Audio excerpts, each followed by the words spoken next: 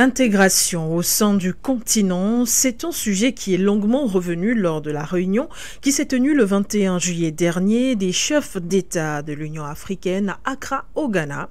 Le président Ould Cheikh Ghazouani a insisté sur l'urgence d'assurer cette meilleure intégration sur les plans du développement national et même dans les programmes continentaux afin de garantir les intérêts nationaux et l'approvisionnement ou alors l'appropriation locale de la coopération régionale. Mais un sujet a été éludé. Il s'agit de la création de la Confédération de l'AES. Aucun avis n'a été donné sur la question, aucune allusion sur le sujet. Un autre sujet a été houleux, ou du moins a été évoqué, c'est celui de l'intégration de l'Union africaine au sein du G20, au sein de l'OMC, au sein du FMI, la Banque mondiale et d'autres organisations ou alors institutions occidentales. Que veulent réellement les chefs d'État africains? Que retenir de cette réunion? On en parle dans cette émission qui reçoit André Christelle Fanga sur la radio. Merci d'être là, Monsieur Fanga, directeur de publication et analyste de For You. Peut-être pas de façon privilégiée uniquement For You, mais un habitué de ce studio. Bienvenue. Merci, Madame Bégoudé. Merci pour l'invitation. Bonsoir aux techniciens. C'est quoi, c'est Kélé, avec toute son équipe, voilà, qui travaille d'arrache-pied pour que nous puissions être écoutés et suivis sur toutes les plateformes de For You Africa. Bonsoir à tous ceux qui sont connectés, peu importe le canal. Voilà, donc je suis toujours ravi d'être sur votre plateau. Bon, vous pouvez me privatiser, ça ne dérange pas. On est au service de l'Afrique, on est au service du monde, parce qu'en réalité, nous constatons qu'il faut davantage apporter des éclairages sur des sujets extrêmement importants. Des sujets extrêmement importants, pas seulement pour le Cameroun, pas pour l'Afrique et pour le monde entier, parce que nous sommes aujourd'hui dans ce qu'on appelle un village planétaire, dont les informations puisées à For You peuvent servir en Californie, peuvent servir à Kuala Lumpur, peuvent servir, n'est-ce pas, en Ouganda et un peu de partout, même aux Seychelles et un peu de partout dans le monde. Donc, je pense qu'aujourd'hui, nous sommes devenus un village planétaire et la communication est l'une des denrées, n'est-ce pas, extrêmement importante aujourd'hui dans le monde. C'est la communication qui fait vivre, et surtout la bonne information. Parce que si vous consommez de la mauvaise information, elle vous intoxique, elle finit par produire, n'est-ce pas, un décalage, un déphasage, ou bien, n'est-ce pas, un manque vous appelez, quand vous êtes mal nourri, quoi, une malnutrition communicationnelle. Donc, merci pour l'invitation et bonsoir à tout le monde. Et bonsoir au premier secrétaire du PURS. Évidemment, bonsoir au premier secrétaire du PURS dont le parti s'est réuni il y a de cela quelques heures. C'était le 21 juillet dernier, André Christelle Fanga, pour une causerie d'impact avec le public. Eh bien, on discute de notre sujet d'actualité, le sujet d'ailleurs l'unique que nous allons aborder dans cette émission dans quelques minutes.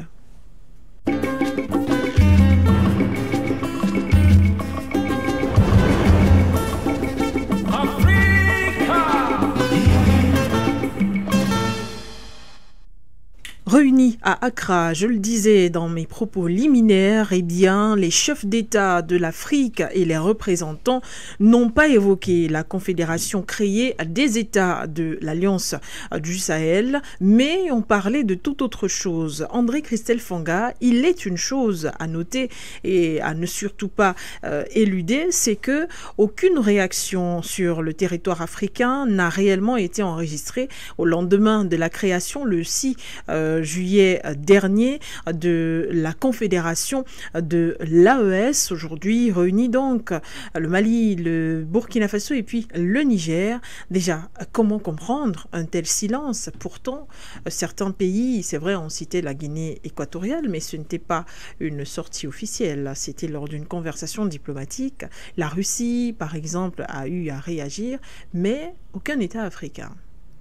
Alors, je pense qu'il faut comprendre que les visions sont différentes. Je vous l'ai déjà expliqué sur vos antennes. C'est un problème de vision. Aujourd'hui, ce n'est que normal que ceux qui ont pris une nouvelle tangente ou bien une nouvelle direction puisse être incompris par ceux qui sont dans l'ancien système. Bon, malgré qu'au Cameroun, on nous explique que 35 gigas égale à 500 gigas, ou bien dans l'ancienne technologie. Donc, vous voyez que c'est des choses comme ça qui sont aujourd'hui à l'ordre du jour au niveau de l'Union africaine, parce que c'est des gens du passé, c'est des gens qui sont restés dans l'ancien système, c'est des gens qui sont restés, n'est-ce pas, avec le système france-africain, le système globaliste, n'est-ce pas, installé chez nous dans notre continent. Parce que quand nous regardons, n'est-ce pas, un événement aussi grandiose, aussi une décision aussi importante pour le devenir de l'Afrique, et qu'il n'y ait pas de commentaires, qu'il n'y ait pas de déclaration, qu'il n'y ait pas quelque chose... Il n'y a même pas eu de condamnation. Même pas de condamnation. Alors on se pose la question que, est-ce que nous sommes dans le même monde? C'est pour ça que tout à l'heure, je parlais de la communication. Est-ce que même cette communication a de l'impact sur eux, c'est-à-dire quand je parle de l'Union africaine, est-ce qu'ils savent même ce qui est en train de se passer dans notre continent, que moi j'appelle déjà un pays? Parce qu'aujourd'hui, quand nous regardons ce qui est en train de se faire au niveau des États de l'Est, vraiment c'est hyper important pour que l'Union africaine, les pays africains puissent justement s'interroger, ou bien même seulement envoyer, n'est-ce pas, des lettres de félicitations de cet engagement-là pour vraiment la liberté, la souveraineté de nos différents États. Parce que si nous-mêmes, c'est-à-dire l'Union africaine, ne donne pas sa position, alors comment vous voudrez que les autres nous respectent? Comment vous voudrez que les autres apprécient la démarche que nous avons aujourd'hui au niveau de l'AES? Donc, je crois que véritablement que c'est être ignorant de ce qui est en train de se passer et vouloir minimiser. Parce que la vérité, c'est que si l'Union africaine prend position, n'est-ce pas, ça va donner du tonus à d'autres forces de maintien de l'ordre, c'est-à-dire police, gendarmerie, armée, de prendre ou bien de rompre l'ordre colonial installé dans plusieurs États. Donc, mieux vaut ne même pas faire comme s'il y avait un événement comme celui-là qui existait. Parce que sachant, et je vais le dire sans embâche, la confédération de l'AES devient le concurrent direct de l'Union africaine. Mais est-ce qu'il ne faut pas aussi faire une distinction entre les coups de révolution, appelés par d'autres les coups d'État, et cette création de la confédération? Parce que parler de la création de la confédération ou en faire des commentaires, ce n'est pas forcément faire l'apologie des coups d'État ou alors cautionner la rupture de l'ordre constitutionnel ou alors colonial, comme vous disiez tout à l'heure. Vous savez, madame, je pense qu'aujourd'hui, il faut que les Africains s'assument et assument leur position.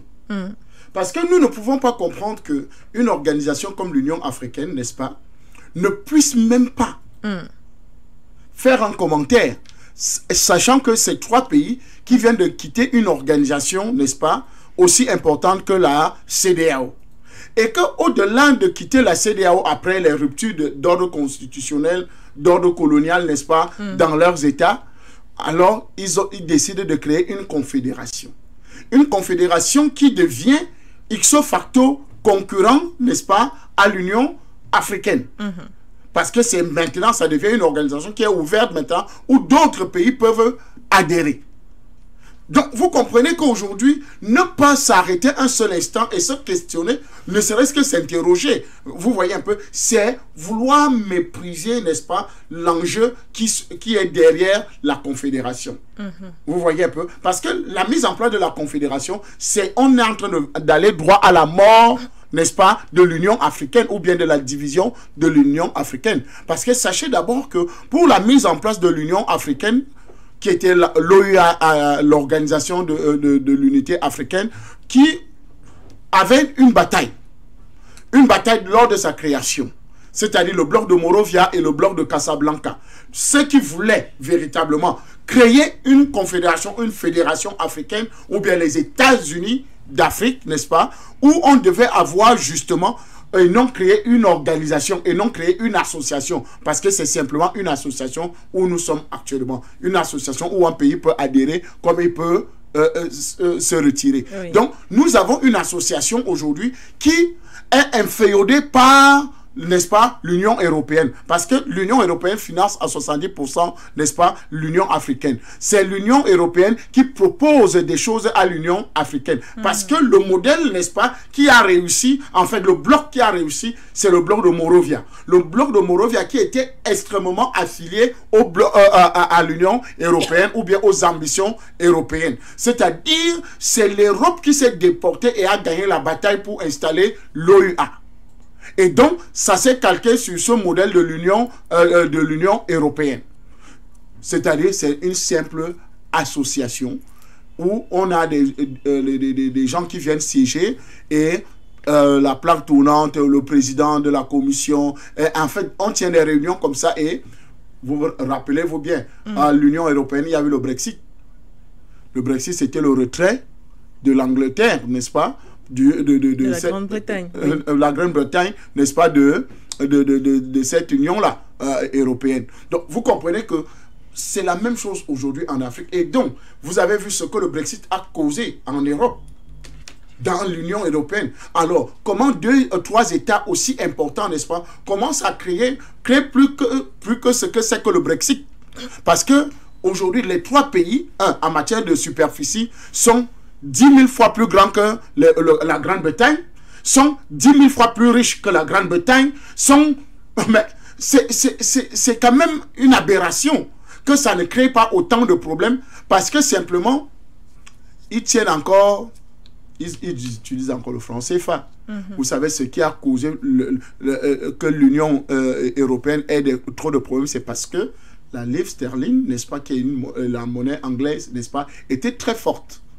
Elle était très forte et elle n'a pas voulu s'aligner à l'euro. Et donc, c'est à partir de là que les Anglais, la Grande-Bretagne dit, mais non, nous on sort de l'Union européenne parce qu'en réalité, on ne peut pas prendre une puissante monnaie comme le livre sterling, n'est-ce pas, qui est même parfois souvent au-dessus du dollar. Vous voyez un peu, pour venir s'aligner à l'euro, et à l'euro qui est souvent inférieur ou bien égal au dollar. Donc vous voyez que les problèmes économiques, n'est-ce pas, les problèmes financiers sont, n'est-ce pas, dans la mise en place des organisations. Et donc, si l'Union africaine, n'est-ce pas, ne peut pas considérer, n'est-ce pas, la sortie de ces 3 mastodontes, parce que ces 3 pays, n'est-ce pas, qui sont assez costauds en matière de ressources naturelles, l'or au Mali et au Burkina Faso et même une partie du Niger, sans compter l'uranium, sans compter le pétrole, et donc ces minéraux assez importants là, et que l'Union africaine ne dise pas mot à la mise en place de cette confédération, parce que vous avez posé la question de faire la différence entre les coups de révolution, n'est-ce pas, ou coups d'État, et la création ou bien la naissance, n'est-ce pas, de cette confédération. Et je pense que on devait plus s'atteler, n'est-ce pas, à la mise en place de cette confédération, n'est-ce pas, parce qu'en réalité, c'est là où les Africains sont en train d'aller, à cette confédération ou aux États-Unis d'Afrique ou bien quelque chose, pour justement fédérer tous les Africains, parce qu'en réalité, vous allez un peu de partout, vous allez retrouver le même cri, vous allez retrouver le même soupir, vous allez retrouver la même envie. Les Africains veulent se réconcilier, parce que c'est les mêmes peuples, les mêmes us et coutumes, mais qui ont été juste peut-être diversifiés avec les adoptions, n'est-ce pas, de quelques coutumes européennes et tout le reste. Mais nous, au fond, l'Afrique est unie, n'est-ce pas? L'Afrique a les mêmes us et coutumes, l'Afrique a les mêmes valeurs, l'Afrique a le même potentiel un peu de partout. Donc, les Africains sont en train de soupirer à vouloir se mettre ensemble. Donc, c'est le cri un peu de partout. Donc, la confédération aujourd'hui doit être un objet ou un élément où une organisation comme l'Union, si elle était vraiment l'Union des Africains, n'est-ce pas, devait s'interroger et devait même se poser la question. Et un sommet comme celui dont on a assisté, n'est-ce pas, devait justement faire l'objet d'un débat clair par rapport à cet avenir de cette confédération. Et on dirait donc que l'Union africaine a opté pour esquiver en tout cas la question, esquiver totalement la question de l'AES. Est-il possible aussi que ce soit une façon d'observer ces différents pays, peut-être dans l'espoir d'un retour, bon, on va peut-être pas parler de retour, je reste sur les mots prévus, d'une consultation des pays de l'Union africaine, ou alors une consultation de l'organisation que représente aujourd'hui l'Union africaine. Peut-être vous pourrez répondre à cette question, mais il y a une toute petite relance. Est-ce que les pays de l'AES aussi n'ont pas fauté par leur retrait, c'est-à-dire leur retrait où ils sont restés complètement dans leur coin, par exemple, sans toutefois mettre à contribution certains pays, que ce soit l'organisation de l'Union africaine ou d'autres pays voisins, par exemple? Madame Bégoudé, l'engagement de se retirer a été bien réfléchi et bien mûri. Parce que si ils avaient fait à la légère, on ne serait pas arrivé à la Confédération aujourd'hui. Donc leur retrait se mettre à côté pour dire que nous ne sommes pas d'accord avec la façon de gérer la CEDEAO. Oui. Parce qu'il faut comprendre que la CEDEAO, c'est une organisation sous-régionale qui est presque le même modèle que l'Union africaine, qui est une organisation continentale. C'est les mêmes modèles, ça a été calqué dans les mêmes configurations. C'est-à-dire les petits contrôles de chaque sous-région. On sait que la SADC est contrôlée par un temps, on sait que la CEDEAO est contrôlée par tel, la CEMAC est contrôlée par tel. Vous voyez un peu, donc, c'est des micro-organisations qui sont contrôlées par les puissances occidentales. Comme l'Union africaine, elle-même, elle est contrôlée par l'Union européenne, c'est-à-dire les puissances occidentales. Donc, faire le jeu de soi-disant ami avec des pays qui ne veulent pas, ou bien qui ont à leur tête des pro-capitalistes, pro-globalistes, de ces gens de l'Union européenne et du monde unipolaire, alors c'était mieux de faire un repli, parce que moi j'appelle ça un repli stratégique. Ce repli-là, n'est-ce pas, a permis justement de mieux réfléchir et davantage d'arriver au résultat que nous avons aujourd'hui, c'est-à-dire la création de la Confédération. Donc, je pense que s'il fallait rester dans la logique de commencer à consulter l'Union africaine, consulter tel pays ou bien telle organisation, ils ne seront pas arrivés à les résultats que nous avons aujourd'hui et qui font la fierté de toute l'Afrique. Il faut toujours le rappeler que les résultats de la Confédération, n'est-ce pas, des États du Sahel fait la fierté de l'Afrique aujourd'hui, parce que c'est ce que nous désirons, c'est ce que nous voulons voir se produire en Afrique, et que si véritablement le coup d'accélérateur peut être donné, n'est-ce pas, pour que nous puissions atteindre véritablement cette confédération africaine, n'est-ce pas, ça nous plairait depuis. Donc, d'ici 2027, si ça peut être possible, ça serait une très bonne chose. Est-ce que ce n'est pas aussi une réciprocité de l'Union africaine qui n'a pas reçu de courrier, par exemple lors de la création de cette confédération? Il n'y a eu aucun courrier, ni pour la CEDEAO, ni pour l'Union africaine, ni pour les pays voisins, même les pays amis. Enfin, je veux dire, André Christelle Fanga, ok, on décide de devenir souverain, de prendre en main notre destin et tout en tant que Mali, Burkina Faso et Niger, mais est-ce que cette forme aujourd'hui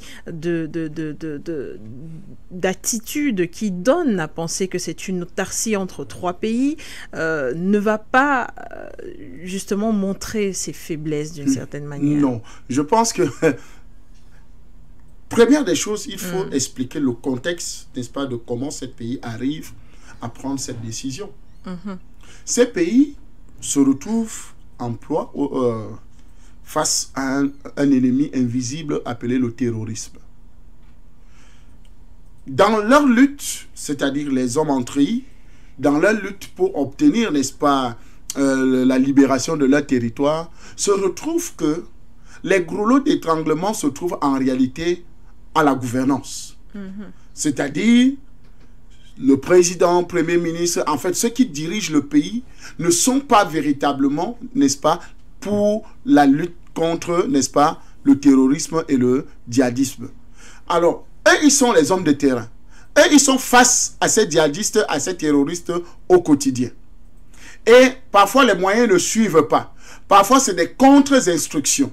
Je vous ai expliqué, par exemple, la dernière fois ici, par rapport au général Mahamat Idriss du Tchad, le président de la République élu, n'est-ce pas, aux dernières élections, que Monsieur Success Masra a participé ce suppôt de l'Occident, n'est-ce pas, qui a été laminé, battu complètement aux élections, a participé à une opération avec l'armée malienne pour justement la lutte contre le terrorisme au Mali. Et que quand ils ont réussi jusqu'à repousser les terroristes, n'est-ce pas, dans les Ifogas, c'est l'armée française qui s'est interposée. Et quand ils ont même voulu désobéir à l'ordre, n'est-ce pas, c'est Bamako qui les a appelés. Quand je dis Bamako, c'est que c'est la présidence, n'est-ce pas, qui a appelé Assimi Goïta, commandant en chef et commandant en second, le général Mahamat Idriss, de rebourser chemin. Donc d'arrêter leur poursuite, n'est-ce pas, sur l'ennemi, alors qu'ils avaient eu grandement le dessus sur l'ennemi. Cette coalition de deux forces, c'est-à-dire l'armée malienne et l'armée tchadienne. Donc, quand vous avez été au devant de la scène et que vous subissez ce genre d'humiliation, vous subissez ce genre d'ordre politique qui n'aide pas votre pays, alors vous revenez, vous réfléchissez mûrement, et quand l'occasion s'est présentée, il y a eu une rupture de l'ordre colonial. Et c'est cette rupture de l'ordre colonial, n'est-ce pas, qui justement amène ces messieurs au pouvoir, c'est-à-dire le colonel Assimi Goïta, le capitaine Ibrahim Traoré et le général Tchani aujourd'hui au pouvoir.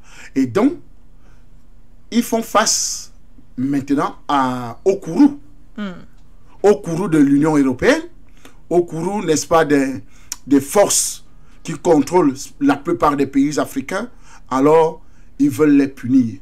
Et c'est pour ça que il y a le sommet de la CEDEAO d'urgence, n'est-ce pas, qui convoque les présidents et les ministres et tout ça pour créer une force qui va attaquer, par exemple, le Niger. Alors, quand vous avez ça, les deux autres pays ont d'abord des problèmes de terrorisme, de djihadisme à gérer. Donc, il n'y a pas le temps pour les courriers, il n'y a pas le temps d'explication, il n'y a pas le temps. Et d'ailleurs, que dès qu'ils ont commencé ça, c'est les sanctions qui sont tombées directement. Donc, quand vous avez une attitude comme ça, une situation pareille, comme on peut dire, vous avez du charbon brûlant entre les mains. Qu'est-ce que vous faites? Vous ne vous occupez pas d'abord à saluer les gens. Vous vous occupez d'abord à vous débarrasser de ce charbon, n'est-ce pas, ardent qui est entre vos mains. Et le charbon ardent que ces pays avaient entre les mains, c'était le terrorisme et le djihadisme. Donc, il fallait s'en débarrasser avant de commencer les civilités, bonjour tonton Union africaine, vraiment j'ai fait le coup d'état chez moi, vraiment ne me fouette pas, parce que vraiment c'est parce qu'on avait déjà trop fait. Non!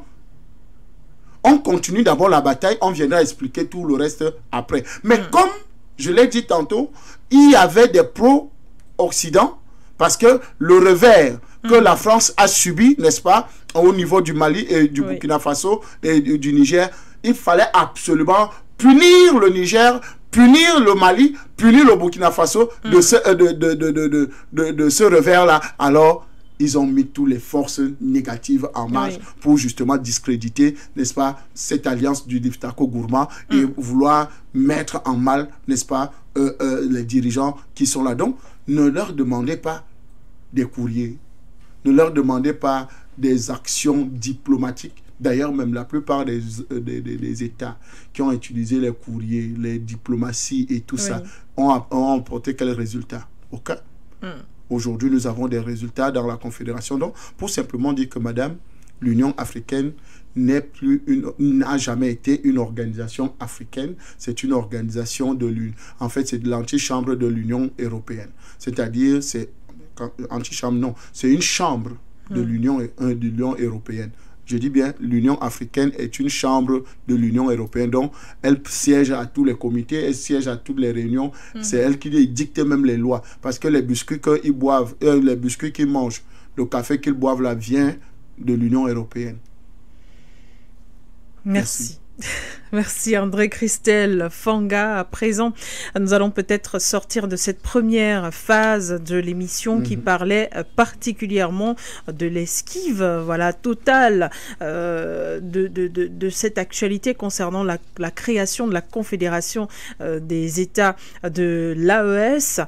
L'Union africaine s'est donc réunie. Peut-être rappeler aussi que si cette thématique a été mise en actualité dans le regard panafricain, c'est aussi parce que l'Union africaine, dans ses textes, rappelle que des réunions comme celle-là visent à revenir sur le bon fonctionnement et le suivi des communautés ou alors des organisations sous-régionales. Alors, comment revenir sur la bonne santé des organisations sous-régionales, notamment la CEDEAO, sans parler de cette dislocation entre la CEDEAO et l'AES? En tout cas, merci à vous pour votre écoute lors de cette première partie. On va poursuivre sans transition. André Christelle Fanga à présent. On le rappelle, Moussa Faki Mahamat, qui est bien sûr le président de la Commission de l'Union africaine, et le président Ould Ghazouani de la Mauritanie, qui est le président en exercice de l'UA, ont à nouveau plaidé pour l'intégration de l'Union africaine au sein du G20, au sein également d'autres organisations occidentales, et évidemment la possibilité d'avoir auprès de ces organisations plus d'aide budgétaire, ou alors de prêts, si vous préférez le terme ainsi. Aujourd'hui, à l'aune justement de cette dislocation, même sur le territoire africain, faut-il encore regarder depuis ses jumelles et observer et lorgner après une place au sein du G20, une place au sein de l'ONU, à savoir le Conseil de sécurité, une place au sein de toutes ces organisations? Madame, quand nous disons, je voudrais, parce que j'étais en train de faire une petite recherche, oui. L'Union africaine est une organisation intergouvernementale d'États africains créée le 9 juillet 2002 à Durban, en Afrique du Sud, après la déclaration de Sirte, n'est-ce pas, du 9 décembre 1999. Elle remplaçait justement l'Organisation de l'Unité africaine, l'OUA. Une organisation intergouvernement, inter-État. Est-ce que l'Union africaine est un pays? Non. Le G20, qui est membre du G20? Parce que quand nous parlons du G20, c'est n'est-ce pas, une organisation, n'est-ce pas, qui regroupe les pays. Est-ce que l'Union africaine est un pays? Non. Alors, comment demander l'entrée de l'Union africaine dans des organisations où c'est les pays qui adhèrent?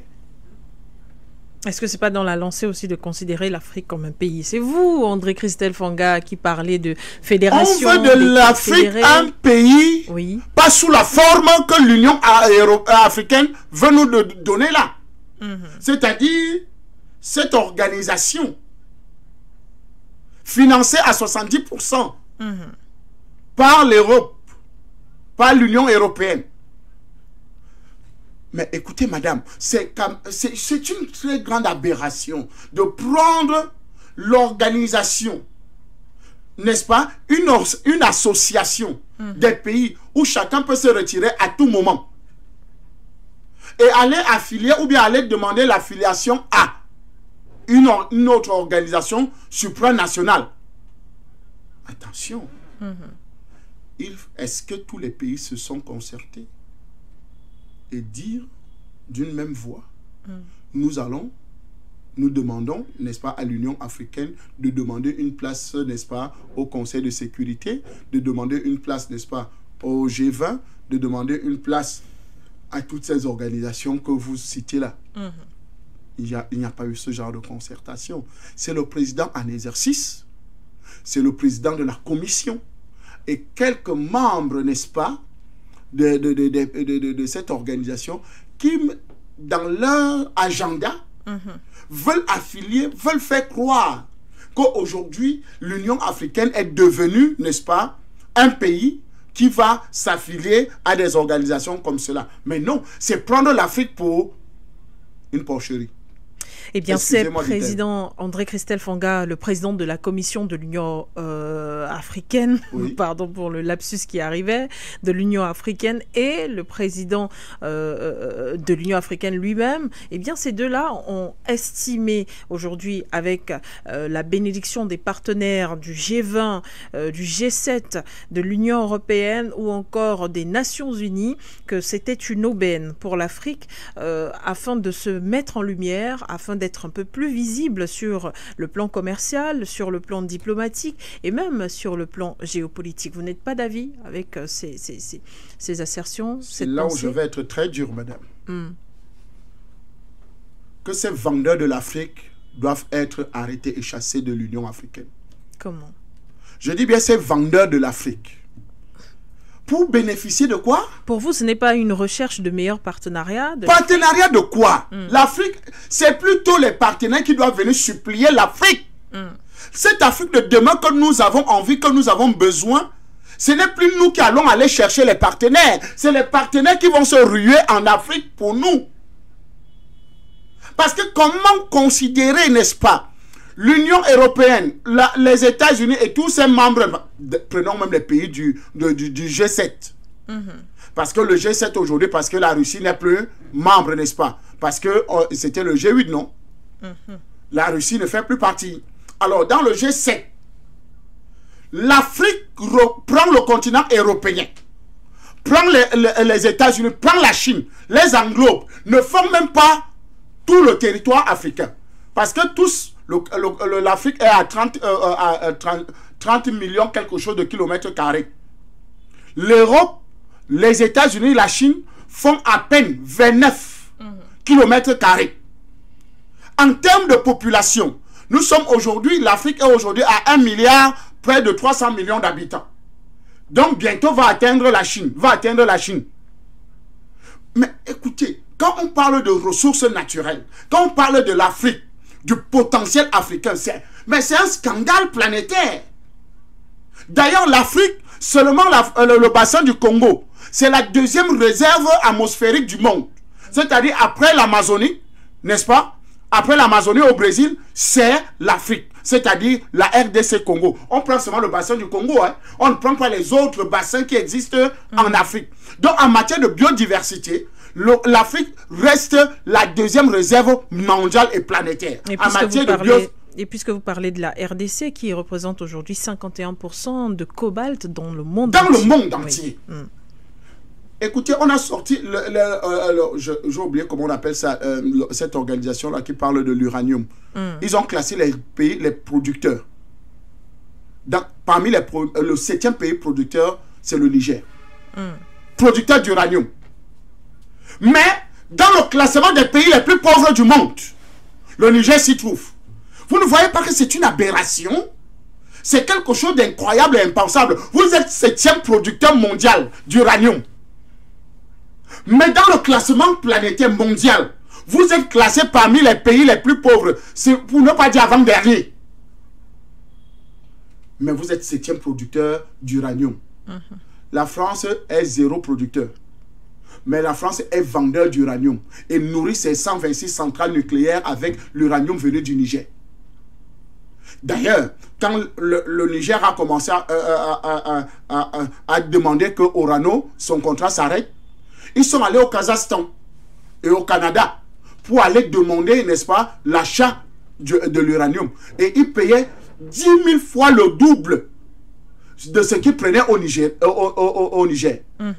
Vous voyez comment les gens peuvent être mesquins pour simplement dire que quand nous parlons de l'Afrique, ce n'est pas de cette Afrique des crédits.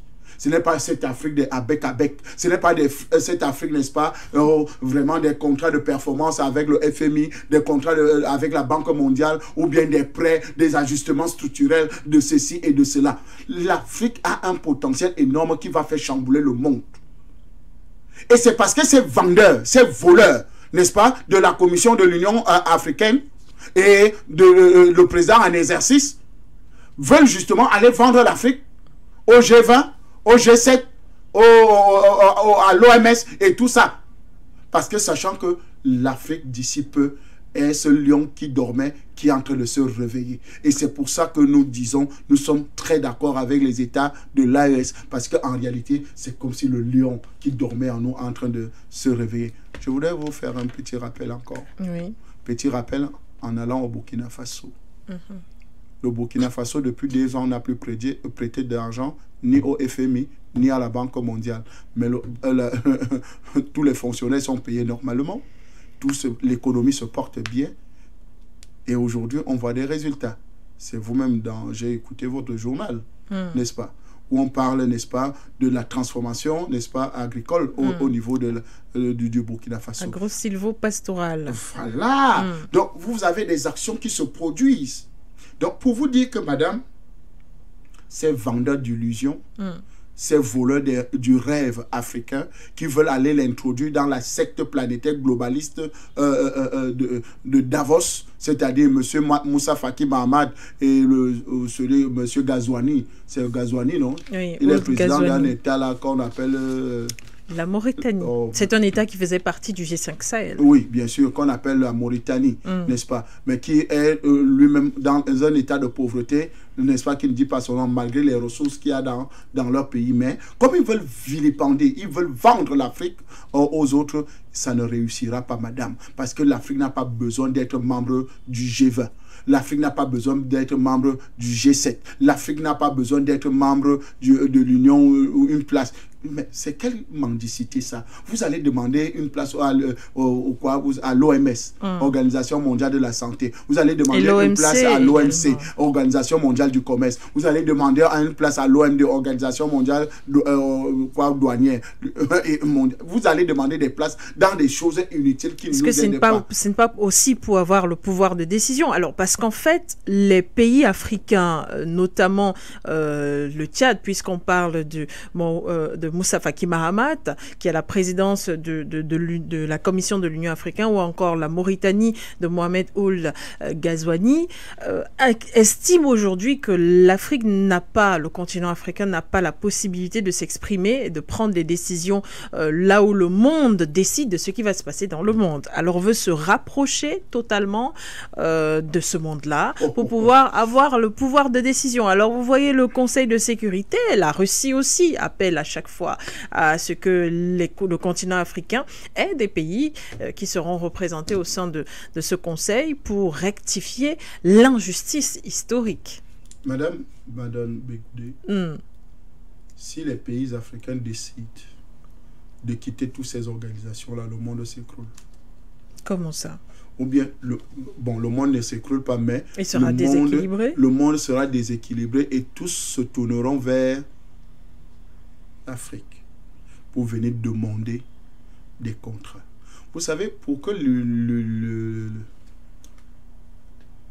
ces organisations prennent place, il a fallu un désordre. Parce qu'aujourd'hui, pour que les États-Unis deviennent la première puissance mondiale, il a fallu qu'ils s'autoproclament vainqueurs de la Seconde Guerre mondiale. Il a fallu que, n'est-ce pas, ils mettent les hommes, en fait, ils intimident tout le monde. Je pense qu'aujourd'hui, si l'Union africaine était vraiment Union africaine, elle aurait intimidé tout le monde entier. Parce que je dis, bon, ok, je suis le président de l'Union africaine, j'enlève tous mes membres, c'est-à-dire les 54 États. Pour cela, il faudrait consulter justement les 55 États. 55 États maintenant. Ah, d'accord. Il y a un autre État qui s'est produit. Madagascar. Madagascar, ok, d'accord. Ok. Je pense que ça sera une décision vraiment puissante qui va démontrer que les Africains ont mûri. Parce qu'en réalité, ce que M. Ghazouani et M. Moussa Faki Mahamat sont en train de vouloir faire, c'est une vente du rêve africain. C'est-à-dire, ils veulent court-circuiter ce qui est en train de devenir au grand galop, c'est-à-dire la nouvelle puissance de l'Afrique. Et ils veulent le vendre à leur maître maçonnique, à leurs gourous occidentaux, pour justement prendre le contrôle de l'Afrique. Mais ça ne se fera pas parce que les peuples africains, ils peuvent avoir leur organisation, hein, mais les peuples, aujourd'hui, ne sont plus bêtes. Et c'est ça qui fait maintenant la différence entre les dirigeants africains et les peuples africains. Parce que les peuples africains sont dans une logique où, quand ça ne va pas marcher comme il faut, on va déposer le président et recommencer un nouveau style. Et ça, je pense qu'on va arriver à rompre tous les ordres coloniaux, les organisations coloniales installées dans nos territoires. On va réussir à les abolir et maintenant former véritablement cette confédération, cette union.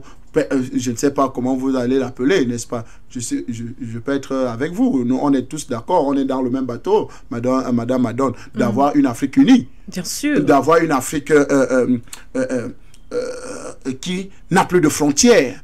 Des frontières pour que j'aille chez moi, chez mes frères Baya, n'est-ce pas, ici en Centrafrique, on me demande le passeport, on me demande le visa. Pour que j'aille voir mes frères Fang, ici Ntoumou, au Gabon ou bien en Guinée équatoriale, je dois payer. Non, ça va s'arrêter. Merci André Christelle.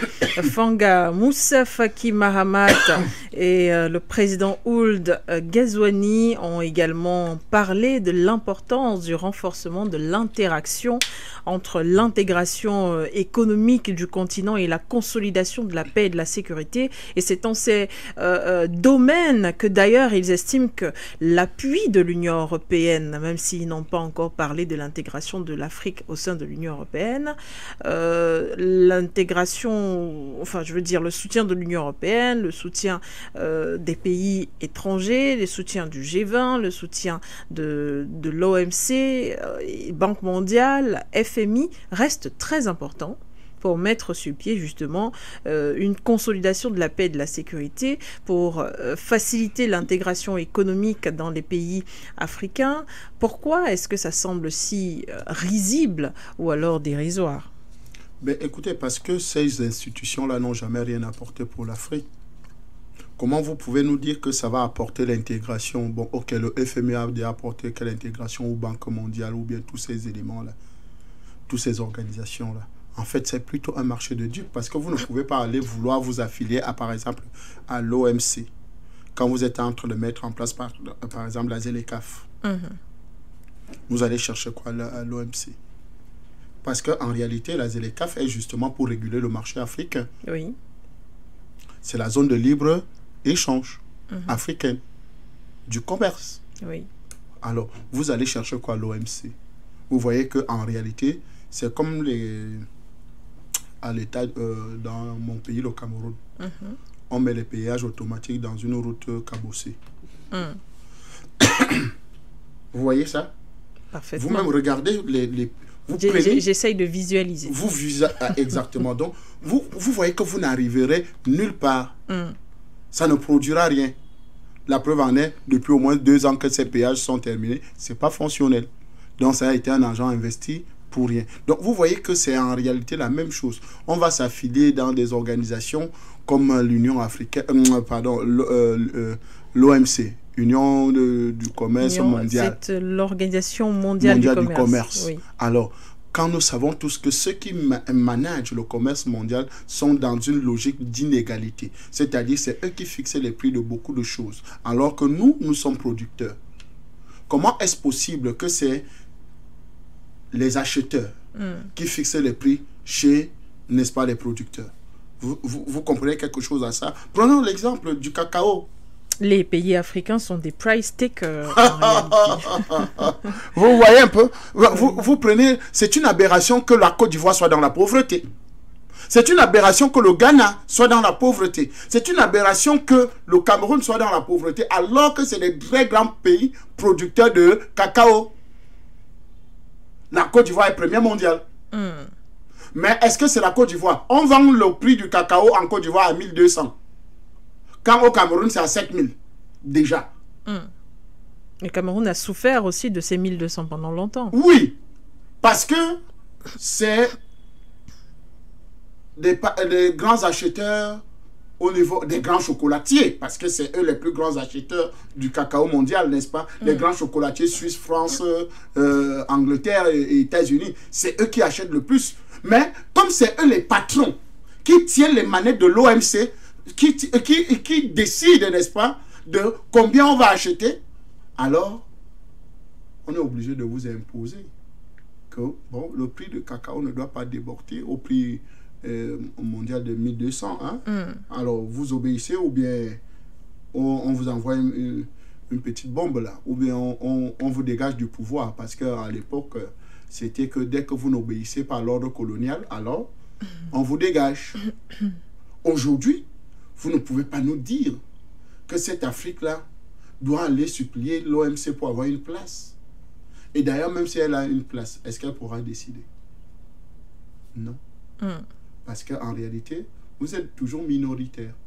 Au Conseil de sécurité, par exemple, même si vous avez une place au Conseil de sécurité, c'est-à-dire toute cette Afrique-là que je vous ai décrit là, 30 millions de kilomètres carrés, puissance planétaire de préservation de la biodiversité, en ressources naturelles, vraiment c'est un scandale que l'Afrique, seulement RDC, le pays de mon ami de Fatih Béton, n'est-ce pas, qui est justement laminé à cause de son coltan, n'est-ce pas, grand producteur de coltan, grand producteur d'uranium, grand producteur d'or, de diamants et tout ça, où les grandes puissances mondiales se sont dépecées le Grand Congo comme un petit gibier qu'on a attrapé. Donc, vous voyez que le potentiel que l'Afrique a et qu'on va nous confiner dans une organisation, n'est-ce pas, comme le G7, comme l'OMC ou bien comme le G20. Le G20. Vraiment, c'est ridicule. Je pense qu'aujourd'hui, il faut que véritablement nos dirigeants sachent comprendre les cris du peuple et voient la direction du vent. Parce que la plupart, c'est comme s'ils ne voyaient pas la direction du vent. Tout est en train de retourner en Afrique. L'Afrique commence à prendre du poids de la bête, c'est-à-dire l'Afrique commence à être au centre, n'est-ce pas, des décisions, sans forcer, hein, sans rien arracher à quelqu'un. Mais ça bouillonne tellement en Afrique que c'est pour ça que vous avez suivi Ibrahim Traoré vous dit que nous sommes prêts pour la guerre à haute intensité. Ce n'est pas parce que nous avons les armes les plus sophistiquées, mais c'est parce que nous avons un peuple qui a pris conscience de son destin et que s'il faut mourir pour ça, nous mourrons, et ceux qui pourront vivre pourront dire oui, nous avons pu obtenir la liberté de notre continent grâce aux efforts de nos aïeux, de nos parents, et le combat continue. Et d'ailleurs, l'Afrique a toujours été l'Afrique des combats. Depuis des millions d'années. Ça a toujours été des batailles. Et d'ailleurs, même dans tout le monde entier, ça a toujours été des batailles. Même dans votre famille, il y a des batailles. Même dans votre foyer, il y a les batailles. Bien sûr. Voilà. Donc, les batailles ne s'arrêteront jamais tant que nous sommes vivants. Donc, véritablement, qu'on ne nous amène pas à être des chiens couchants de l'impérialisme en allant supplier, demander des places à ces organisations-là qui ne peuvent pas nous apporter quelque chose de grand. Eh bien, on va clôturer avec dans cette émission André Christelle Fanga avec une toute petite interrogation. Alors, quel est l'état des lieux aujourd'hui si on vous demandait un bilan de ce suivi que les chefs d'État de l'Union africaine font lors de leur session et de leur conseil exécutif, c'est ainsi qu'ils l'appellent, pour revenir sur l'avancement des organisations sous-régionales, l'intégration, comme il entend marteler, continue d'être au point central. La Zéleka fait ses avancements aussi en pole position et bien d'autres projets. Quelle serait la description que vous donneriez de cette gestion et de ce suivi des pays de l'Union africaine concernant ce que je viens de mentionner? Je pense qu'aujourd'hui, il y a comme un laxisme ou bien un découragement même d'appartenir à l'Union africaine. Et que ce n'est que deux fonctions qui intéressent. C'est-à-dire la fonction de président de la commission? Non, pas, ça vient en deuxième position. Ok, le président de l'organisation. De l'organisation, le président en exercice. Oui. Parce que c'est une présidence tournante. Oui. Le président en exercice et le président de la commission. Voilà les deux postes importants, n'est-ce pas? Ces deux postes importants, ils se battent là. Certains pays se battent là pour obtenir ça. Et dans les commissions, de certaines commissions, avoir quelques membres et tout le reste là. Et donc, en réalité, ce n'est pas les États qui décident de ce qui va se faire à l'Union africaine. C'est justement le président en exercice, le président de la commission et les membres, n'est-ce pas, de certaines commissions à l'interne. Et c'est eux qui font maintenant la politique, soi-disant la politique africaine, qui présente les projets, qui présente les désirs, qui présente les envies et les désirs. Alors, maintenant, parce que la plupart, les sommets n'attirent plus grand monde comme auparavant, ou quand le sommet de l'Union africaine avait lieu, de l'OUA, en réalité, parlons de l'OUA, oui. Parce que depuis que les grands leaders africains sont partis, Kadhafi, et que le président Paul Biya ne participe plus, ces grands leaders que nous connaissons, n'est-ce pas, ne participent plus à ces rassemblements-là, alors ça a perdu de sa superbe, ça a perdu de sa valeur. Et donc maintenant, c'est plus le président en exercice et le président de la commission et certaines de ces commissions qui font presque tout le boulot, qui sont comme devenus les porte-parole, n'est-ce pas, de ces 54 États membres de l'Union africaine. Donc, quand je dis ça, c'est pour vous dire qu'aujourd'hui, ceux qui dirigent l'Union africaine sont la plupart des Occidentaux.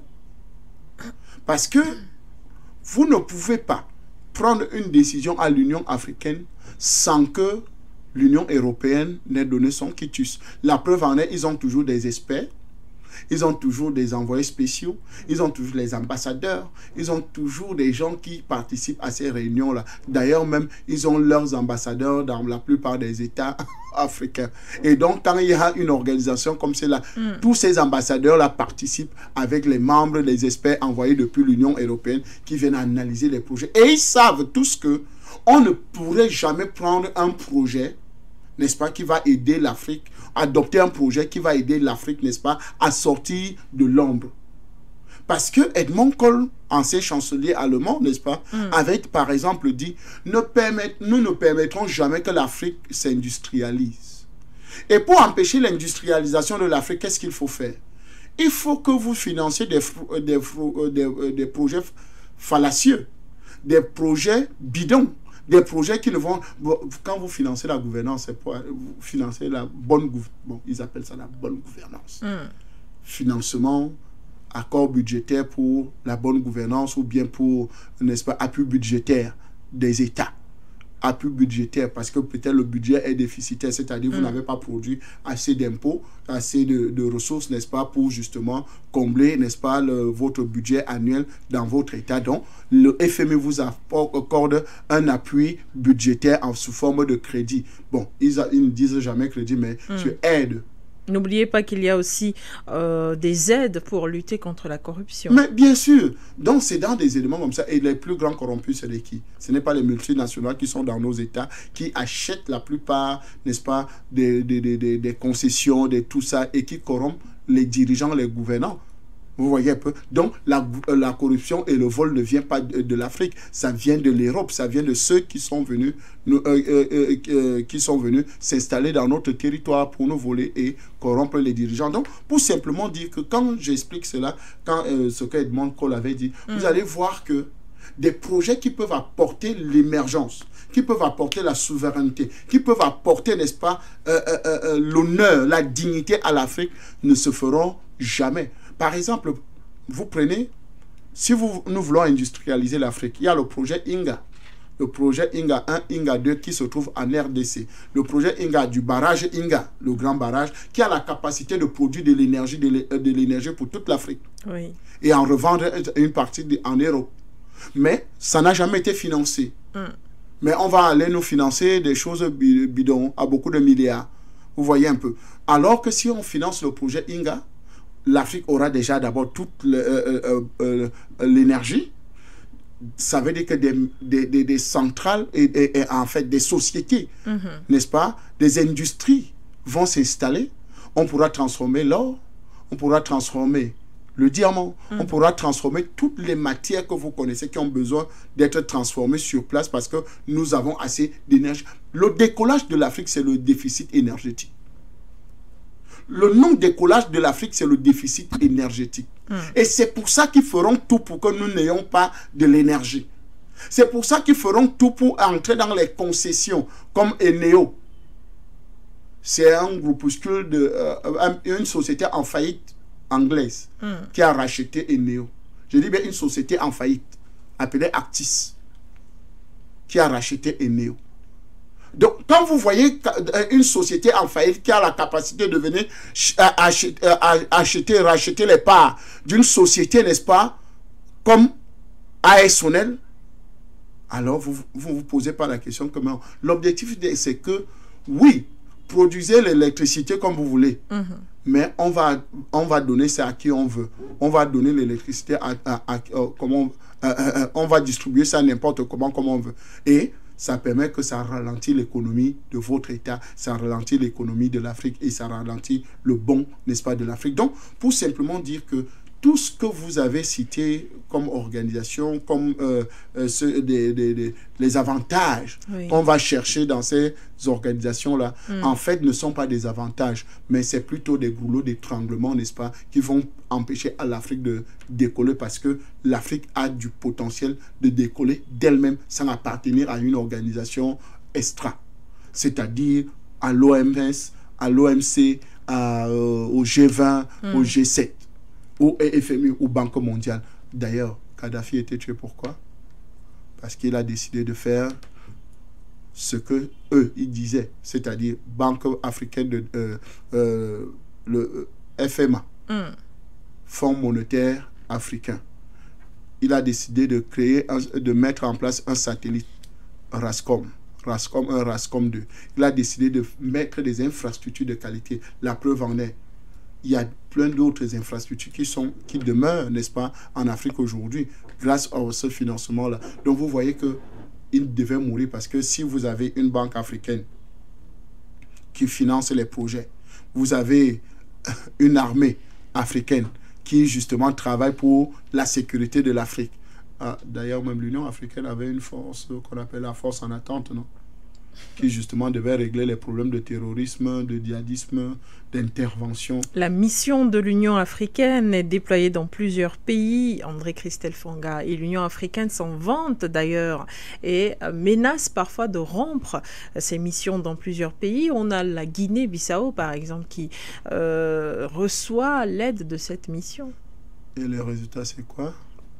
Question. Comme Barkhane, comme Sangaris, comme Serval, comme les MINUS. Vous connaissez les MINUS, non? Ils sont partout, éparpillés là, les MINUS, mais qui n'ont jamais apporté ni la paix, ni la sécurité des populations. Et je pleure encore les populations de la RDC Congo, qui ont la présence d'une force extra-africaine, appelée la MONUSCO, qui est là depuis 30 ans, mais le désordre continue, non? Pour simplement dire que nous, les Africains, nous n'aurons jamais la paix aussi longtemps que nous acclamons l'oppresseur, nous acclamons le bourreau, celui qui organise, le pompier pyromane, celui qui allume le feu et vient faire semblant d'éteindre. Nous, les Africains, nous resterons toujours des prisonniers. Je pense qu'aujourd'hui, il faut mettre fin à cette organisation appelée l'Union africaine, parce que ce n'est pas une organisation africaine. Il faut refaire l'Afrique à nouveau. Et je pense que c'est pour ça que j'ai grand espoir que ce que l'AES a commencé peut s'agrandir pour devenir véritablement ce que nous désirons et ce que nous voulons pour l'Afrique de demain. L'Afrique de demain a besoin de s'industrialiser, a besoin d'être libre, souveraine, mais elle ne l'est toujours pas. À qui la faute? Aux gouvernants, aux mauvais gouvernants, aux mauvaises décisions, aux mauvais partenariats? Eh bien, c'est l'interrogation avec laquelle on vous laisse un regard panafricain. C'est terminé. Je crois que j'allais répondre. Non, c'est pas grave. Les Africains peuvent répondre eux-mêmes. Ils répondront justement eux-mêmes. Merci André Christelle Fonga d'avoir accepté de vous prêter à ce jeu de questions-réponses. Mais il faut que ceux qui sont comme Joe Biden quittent. Suivez mon regard. D'accord. Il faut que ceux qui sont comme Joe Biden en Afrique déposent. Quand on disait ici que Joe Biden est sénile, les gens nous prenaient pour que c'est plutôt nous qui sommes séniles. Mais vous oubliez qu'il y a eu l'impulsion des critiques, des pressions des démocrates. Qui donc pour faire pression pour Mais nous faisons pression sur votre média en disant que cette Afrique des vendeurs d'illusions, comme Moussa Faki Mahamat, comme Ghazouani, et tous ces gens-là, comme les Ouattara, Talon. N'oubliez surtout personne dans la liste. Non, je cite ceux que je connais qui sont des vendeurs de notre Afrique. N'est-ce pas? Cette Afrique, n'est-ce pas? Ceux qui veulent vendre l'Afrique aux Occidentaux, qu'ils démissionnent parce qu'ils sont déjà séniles. D'accord, merci. Merci André Christelle Fanga pour les petites secondes arrachées dans ma conclusion. De haute lutte. De haute lutte, voilà. Merci infiniment. On se retrouve très bientôt pour un autre programme. Merci à la partie technico-artistique savamment dirigée par Kelly dans le cadre de cette émission Regard panafricain. Je vous donne rendez-vous prochainement. L'information et les programmes se poursuivent. Au revoir, Accra.